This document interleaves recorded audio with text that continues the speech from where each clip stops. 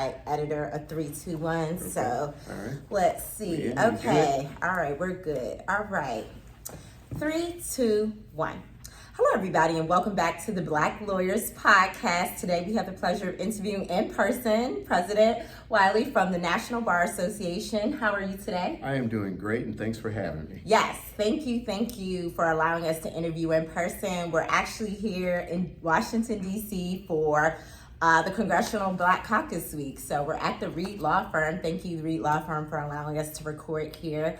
And so we're excited for the reception for the annual Congressional Black Caucus, but we're also excited for the National Bar because we're entering 100 years. Absolutely. And I was just telling the president that, I didn't know for a really long time that Black lawyers weren't allowed to be a part of the American Bar Association at first. Mm-hmm. I just assumed because it's called the American Bar Association. Yes. That if you became a lawyer and you passed the bar, you could be a part of it. So I think it's wonderful that obviously the National Bar was formed to embrace, attorneys, Black attorneys, and here we are still 100 years later. 100 years and still going strong. And a couple of quick remarks about that. One, being here in D.C., it's always wonderful being here in D.C., see a lot of black faces in high places, so always great to be here. With respect to the National Bar Association, you're right, we were excluded from joining the American Bar Association, so we needed to find our own bar home, hence the National Bar Association was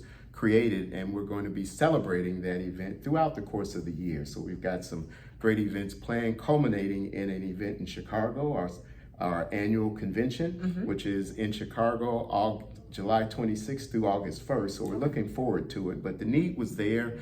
And one unique thing about our bar association as compared to the American Bar Association is we've always had a social justice tilt to what we're doing. So we always tried to do a little bit more. And there was a Charles Hamilton Houston said a phrase which has been very popular with lawyers now, which is a lawyer is either a social engineer or a parasite on society. So NBA members are social engineers. We strive for social justice, trying to improve the world. That's why I decided to run for NBA president and have become its 82nd president. Yes, 82nd president. Well, you're the president, but we make every guest play hot topics. No one gets around hot topics. Kind of hot. Yes. So the hot topic off of the election debate is obviously the election. Vice President Kamala Harris obviously is the current VP.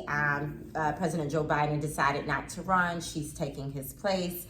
And so, at the end of the day, we know everyone listening, you're going to vote for who you vote for. We're not pushing people to vote one way or another. However, what's interesting about the debate and what's come out of the debate is, again, how well she did perform. This was her first, obviously, presidential debate. And one of the remarks I heard today was that maybe she had something in her ear feeding her maybe the answers, and this has to be the reason why she performed so well. And it's bizarre to me because I'm like, this is a former prosecutor. This is a former person that has been elected to office before even becoming vice president. Why don't you think that a Black prosecutor could perform or speak in front of an audience on political or legal issues? It's extremely bizarre to me, but let me hear your thoughts, because I think you said something about, because people think she's a DEI candidate. Yeah, you hear that a little bit from different sides. And first, we're a nonpartisan organization, so let's just keep that in mind. But I can certainly make observations about what I'm seeing, and I think it also turns to issues and policies. So, you've heard, well, she's a DEI candidate. In fact, she's probably one of the most qualified people to ever run for president. And as you kind of look at her, Michelle Obama said something during the DNC convention that was held recently, and she said people just haven't kind of comprehended that Black excellence in terms of highly educated, highly successful people doing things. Well, the current vice president fits into that group there, that she's highly educated, very capable in what she does, and she demonstrated that the other night. And so you'll see more of her Black excellence in the future in terms of what she's capable of. She's had high positions at every point in her career. She's excelled, and she's going on to become vice president, and we'll see what happens in the election. But that rhetoric is always out there about us, that somehow we have to be cheating. We can't possibly be succeeding in terms of what we do. But by every measure, when you look at DEI, when we are diverse, we get better results. Yes. When we're all thinking of one mindset and doing things the same way, you get the same results. Right. But if you expand that pool, you can get a bigger pie, and everybody can have a bigger slice of that pie. I love what you said, because here's the thing. I think it's unfortunate that, speaking of DEI, this is, Roe versus Wade and the DEI with affirmative action as it relates to schools. And now I think in the private sectors with the Fearless Fund, they're really coming after DEI. So it's so interesting that they want to make these comments that she's the DEI candidate, and then they want it to essentially mirror in their actual policies that they're trying to move forward. I mean, they're turning over rules that are 40 and 50 years old. It's pretty scary, but I think this is a reminder of whoever you're voting for. This is why you do have to vote, because it's not even really about the president, interesting enough. It's who the president chooses to put in these offices that will still be there when that president leaves. And so I think people should keep that in mind. So it's bigger than the presidency. Yeah, a number of things going on. First, you touched on what's going on with some of the Supreme Court cases. Of course, women's reproductive rights, the Dobbs decision was very unfortunate that came out. Now you see the American population pushing back on that a little bit. And certainly the Supreme Court immunity case that came out, that was shocking to those of us who are lawyers, because what we have always understood was equal protection under the law, and that there is no man or woman who is above the law. Now we have this concept of a president who is kind of like a king. So that's shocking news to me. It was shocking news to most other lawyers. And so you talk about the nature of the Supreme Court, and that, hey, it's a conservative court. It's a very activist court right now, pulling back on things like there's a Chevron case which dealt with giving deference to our regulators. Now the courts are not going to give that deference to our regulators and will go out and make decisions for themselves when you have an expert there who's in a position to speak to the issue. So it kind of makes no sense. That's why Chevron was decided the way it was. So you have presidential immunity case, Dobbs, you have Chevron, and the hits just keep coming. So we're surprised every day in what we see in terms of the Supreme Court. And you hit the nail on the head when you said vote. Because the answer to all these questions is get out and vote. Because there's nothing we can't do in this country. If we go out there and vote, we can change all things. We're here at Congressional Black Caucus, which is, hey, those folks have the power of the pen. They get to legislate. So we go out, we agitate, we organize, and we motivate, and the end story is to legislate, to make sure that we get policies and principles, regulations, rules that make sense for who we are in this day and time, and to keep moving the ball forward. But if you don't vote, then you don't have a right to say anything about it. And trust me, you can do all things with voting, even.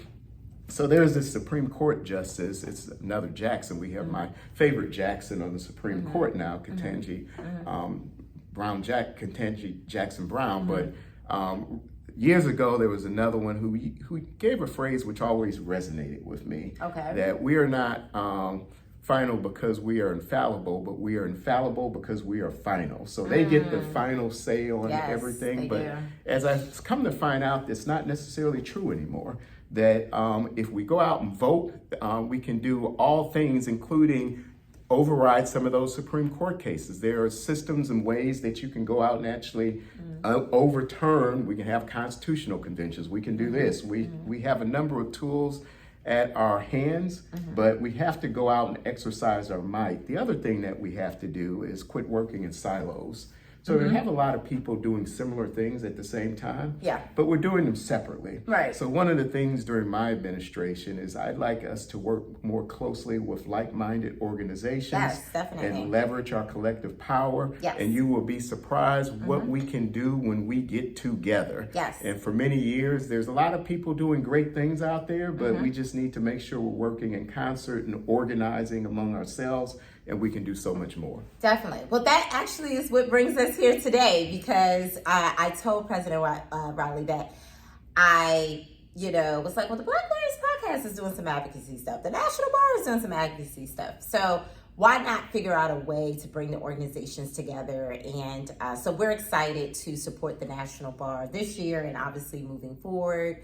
I myself am a top 40 under 40. So I know what it's like to be at the conventions and be celebrated and things like that. So I do want to encourage other attorneys, especially the younger group that's coming up, to continue to participate in the National Bar. That is one Participate and join the Bar Association. We need you. Membership is the lifeblood of the organization. We represent the interests of 67,000 or so Black lawyers and judges throughout the country, but not all of those judges and lawyers are members. Right. I encourage you to join. We need you, and I think if you come to us, you'll find, hey, this feels like home. This is where I belong. It does. It's a great feeling. If you haven't attended a convention, come to Chicago in July of 2025 for the Centennial. I guarantee you'll always be coming back. Yes, definitely. I can speak to that. So thank you for playing our round of Hot Topics. Right. You did very well. I didn't think that you wouldn't do well. You answered the questions just the way you needed to, not to get in trouble. So he knows what he's doing. So what brings us here today, we wanted to get to know, obviously, a little bit more about you. And so my first question is, who were you before you became this big time attorney? Now you're a National Bar president.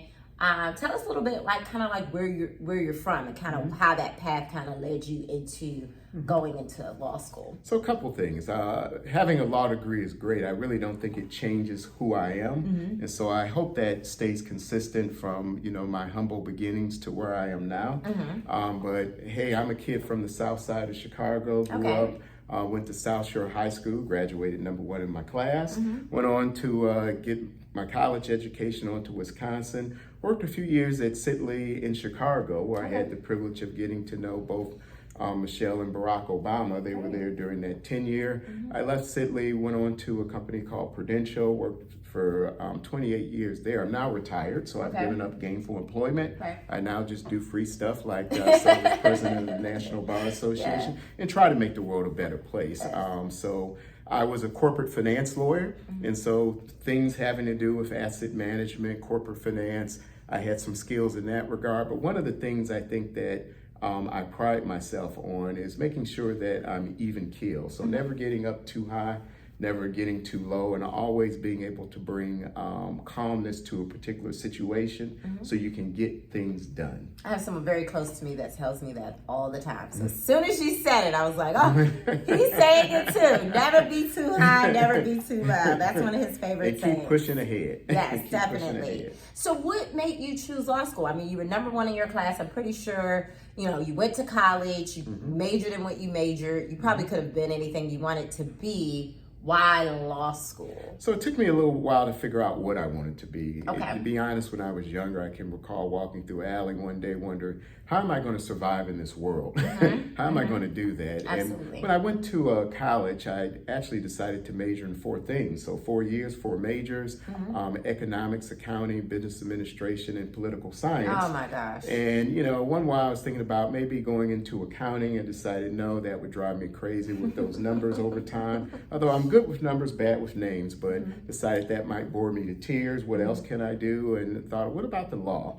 And I spent a lot of nights, evenings watching a show, Perry Mason, late night when I was supposed to be in bed. So that was an attorney practicing in court, which is one of the things I didn't want to do. I wanted to be a business lawyer as opposed to being in court all the time, transactional based. Me too. And so I eventually found my way there, went to law school up at University of Wisconsin in Madison. Great place for me, worked out pretty well and had some success there. Went on to clerk for the, during the summer, the U.S. 7th Circuit Court of Appeals, and the rest was kind of magic from there. So I've been very blessed in my career and ran for NBA president, was fortunate enough to achieve that and have some more goals that I'd like to achieve during my presidency of the National Bar Association.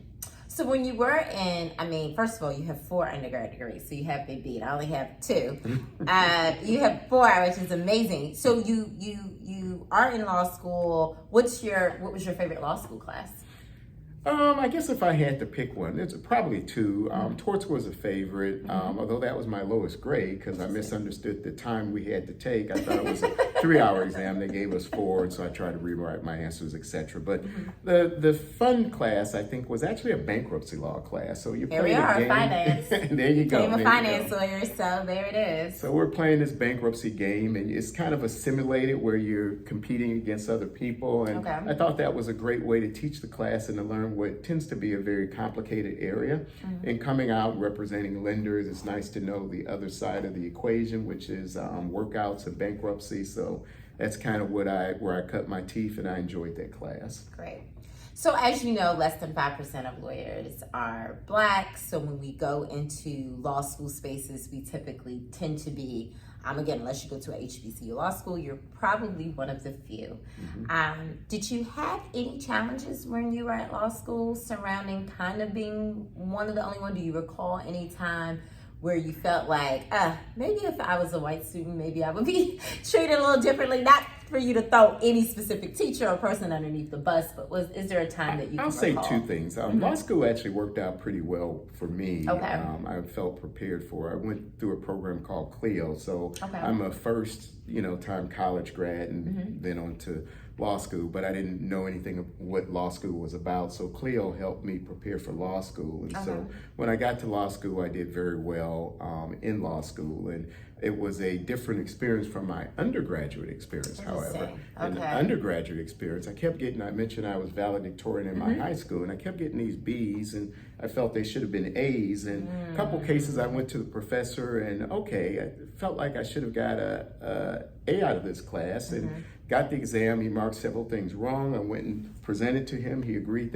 my answers were right. Okay, change my grade. I can't change your grade. Well, why not? Because I'd have to change everybody's grade. I'm the only one in here. I'm the only one asking about, why it was graded incorrectly the first time. So that was an economics class. Next cycle, I had another economics class, same professor, same result. But I should have had an A coming into the final. If you get an A on the final, you get an A out the class. Took the final, knew I had an A. Said, hey, I know my stuff. I nailed it.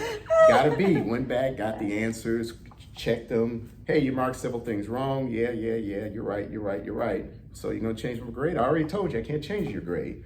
Okay, well, tell you what, if it happens again, I didn't say anything, but I thought it's never going to happen again because I'm never taking you for another class. And since then, things worked out just fine with the other professors, but perhaps I should have been more aggressive about that than I was, but you're young and dumb and you live, and so life moves on. However, I will say this, for my undergraduate school, I was asked to join the board. And I thought about it, decided, do I really want to join the board of that school? My answer wound up being yes, and it was yes to make sure that we effected change and that my experience wouldn't be shared by another student. As it turns out, the school has progressed greatly, and I'm actually quite proud of the school. I went on to become the vice chair of the board of the school, and I decided to separate from the board during my stint as MBA president, but I probably will return back to the board and continue to do some things for the school as we move forward. Well, I'm glad that you sometimes people say turn your pain into passion or lemons into lemonade. You took an experience so that, like you said, hopefully no other students would obviously experience that. So I think that's amazing. Other thing I'll share with you, I felt I took people under my wing at the University of Wisconsin, and we actually had a great series of classes there in terms of cohorts coming along, and there's actually a guy I played basketball with. He's like 6'6", whatever, he calls me big brother, I call him little brother. Okay. Oh no, that's great. Well, no, that's definitely, I guess, maybe a highlight, like a great moment at law school that you were able to. We had a lot of fun up in Wisconsin. Okay, good to know. Great experience. Wisconsin was just fine. Glad to get the grades I felt I deserved. And Madison, Wisconsin is a nice place to live and get a good education. Great.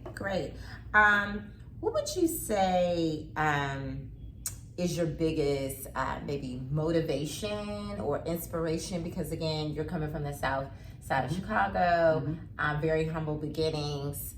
There's some people right now coming out of that same space and maybe they don't see the other side. So typically something has to push you to say, you know what, I can actually make it to the other side of this with whatever I'm going to do, what would you say that was? Was it a person? Was it a situation? I'd say there's probably three things that impacted me during my life. One of the things was, of course, my parents. So my father worked two jobs for most of his life. And so he was a very hardworking guy. I think I got that work ethic from him. And certainly, you know, I remember being in bed one night, him coming home and asking me, did I water the grass, which I had, but you know, he got home around 11 from his second job and looked at the grass and felt like, well, get up, get outside, water that grass, boy. So I'm outside in the middle of the night watering the grass. But you know, that kind of instilled my work ethic. My mom, my dad is no longer around, my mom still is, she instilled family values and the value of family in me. So that certainly plays a big part of who I am and my desire to help others. And finally, there was a friend who I grew up with. We competed together all the time. And so that's why I'm always striving for excellence, kind of, you know, growing up, going through grade school, we were comparing grades, both sort of at the top of the class. He was valedictorian in grade school, so I wanted to pay back.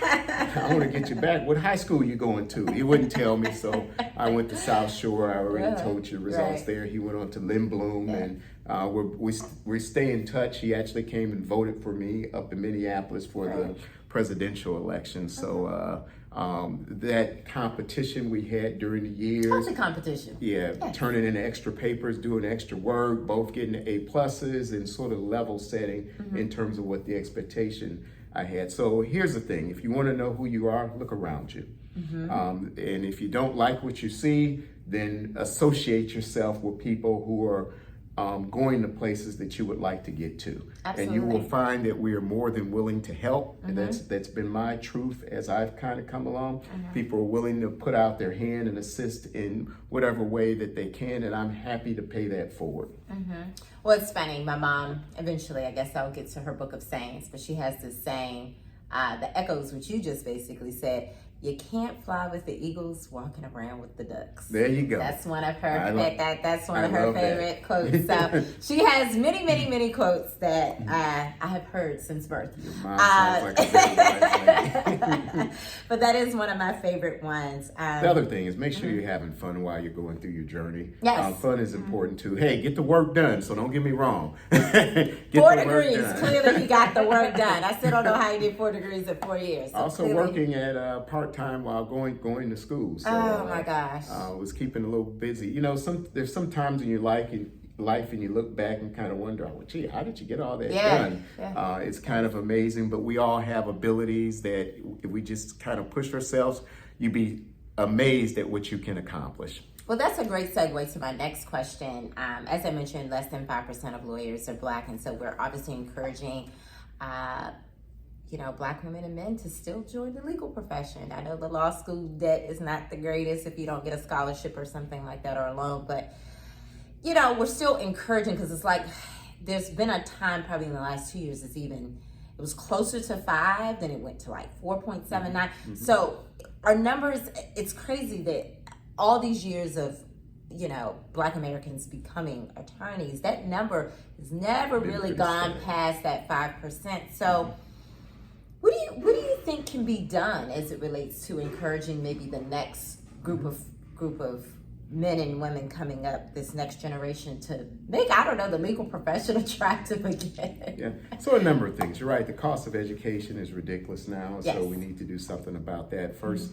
And there are resources out there, including the NBA, its affiliate, the National Bar Institute, provides scholarships to students. So I was a director of the National Bar Institute. That's one of the things I enjoy is the pipeline and helping students get ahead. So there's funds out there, and you should look for those funds. But beyond that, not many people actually have the benefit of seeing a Black lawyer. And so it's incumbent on us to go out and represent and show in the community and show that there's a pathway. I don't remember knowing any Black lawyers as I was growing up. And so, as they say, if you can see it, you can be it. And so we need to get out there and demonstrate Black excellence. There's an event here tonight, which is hosted by Reed Smith. We're in their shop, and there'll be some great faces in the room, and we're going to encourage us, make sure we're going out and representing the National Bar Association of Black lawyers. So One, let's make sure we get out and do what we can do. Two, we need adequate financing and to try to lower those costs,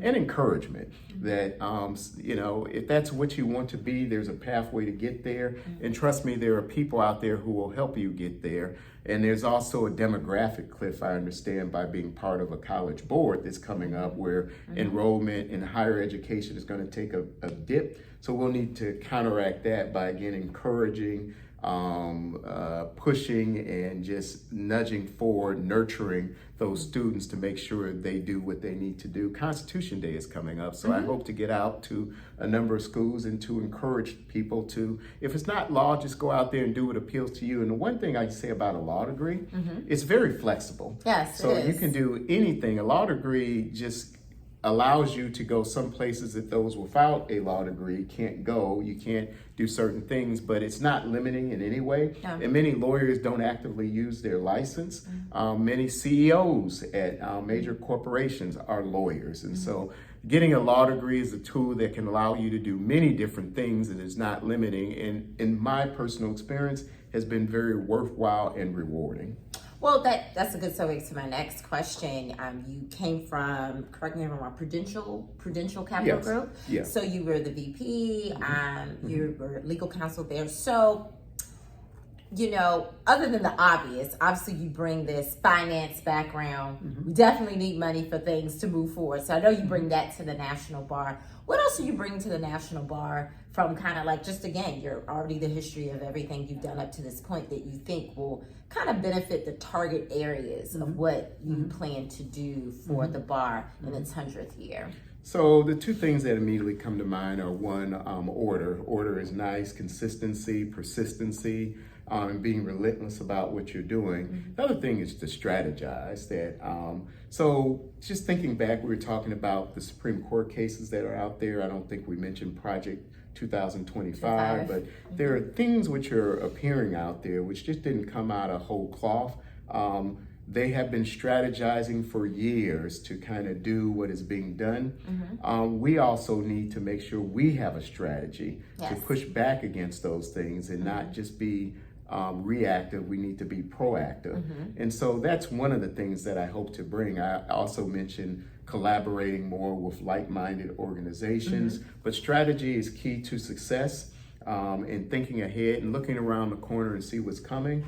So those are the two things. Make sure that we have an orderly approach to things, and two, make sure we think about what the future looks like. And hey, the occasion of our centennial celebration of the Bar Association, it's an opportunity to revisit who we are. So we've had the past 100 years. Yes. Who do we want to be for the next 100 years? How should we look? And it's an opportunity to rethink everything to make sure we are fit for the times and ready for the challenges that we will face. Well, that segues to my last question. We are going into the centennial year. I know you mentioned a couple of times the convention in July in Chicago, your home place. South Side. South Side. So it's so funny. It's never just Chicago. It's South Side of Chicago. In the house. So, what else in terms of, because July is next year. So I know we're here in DC for the Congressional Black Caucus Week. What else is going maybe on in the next 2 or 3 months, maybe right before the holidays, where people can kind of get out and support? So we have a number of things planning leading up to the centennial. Okay. Next event will be in October. It's something called Wiley Branton, the Wiley Branton Issue Symposium, and that will be back here in DC. Okay, great. Our chair is past President Dean Alfreda Robinson, and we're going to take a look at some of the current issues of the day from a scholarly approach. So that'll be a great event that's upcoming, and our next major event is going to take place in Des Moines, Iowa, and that's going to be our mid-year conference. That's actually in March of next year, but that's the birthplace of the National Bar Association. So we're going there, hopefully have a great time, and to honor one of our founding members, Gertrude Rush. So the National Bar Association, we've had so many great members: Arnett Hubbard, our Senator Arthenia Joyner, Ben Crump, you just name Fred Gray, just I can rattle off name after name after name. And one of the things about lawyers provide leadership. Yes. Few significant things have been done in this country which haven't been done with the help of a lawyer. Absolutely. So lawyers have to continue to play that critical role. So with respect to the timeline from here to the centennial, several interesting things will be happening and going on. We will make it down to Selma to celebrate, I think it's the 60th anniversary of the bridge crossing down there. So I'm just looking forward to a wonderful bar year and thinking about the bar and its future and making sure that we're fit and ready for the future. And I think it's going to be some exciting times as we move forward. Absolutely. Well, you can find the National Bar at the National Bar on social media, and the website is thenationalbar.org. To sign up, become a member, become a paying member, come out to the events, encourage other lawyers and law students to participate and become, again, paying members. We need your dues. And also continue to follow the Black Lawyers Podcast as we continue to partner with the National Bar throughout the year. And one final note, if you're not a lawyer, you can donate. Please donate to the National Bar because we do great things. We provide scholarships. We have our MLK program, which is an oratory competition for high school students. And so the better funded we are, the more great things that we can do. And we're looking forward to a wonderful year. Absolutely. Thank you for having me. Thank you so much, President. Thank you. Take care. My Thank pleasure. you. All right.